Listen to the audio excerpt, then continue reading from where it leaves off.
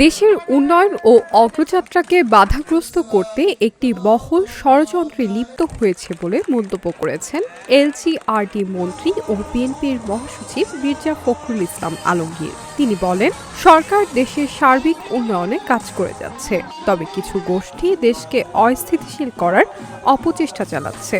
বুধবার ৩ জুন দুপুরে ঠাকুরগাঁয়ের রুহিয়া উপজেলা পরিষদের অস্থায়ী কার্যালয়ের উদ্বোধন শেষে আয়োজিত গণসংবর্ধনা অনুষ্ঠানে প্রধান অতিথির বক্তব্যে এসব কথা বলেন তিনি।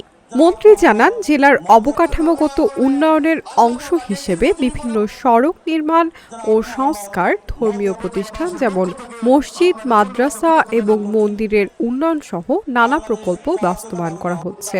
এ সময় আরও উপস্থিত ছিলেন জেলা প্রশাসক মোহাম্মদ রফিকুল হক, জেলা বিএনপির সভাপতি মির্জা ফয়সাল আমিন, সাধারণ সম্পাদক পয়গাম আলী সহ অন্যান্যরা। একটা মহল চেষ্টা করছে দেশে অস্থিতিশীলতা সৃষ্টি করার জন্য। আপনাদের কাছে আমাদের আবেদন, যে অস্থিতিশীলতা সৃষ্টি না করতে পারে তার জন্য আপনাদেরকে সতর্ক থাকা, সজাগ থাকা। কারণ এই সময়ে যখন আমরা নতুন করে দেশ গঠন করার কাজ শুরু করেছি তার নেতৃত্বে, তখন যেন আমরা আবার বিভ্রান্ত না হয়ে যাই।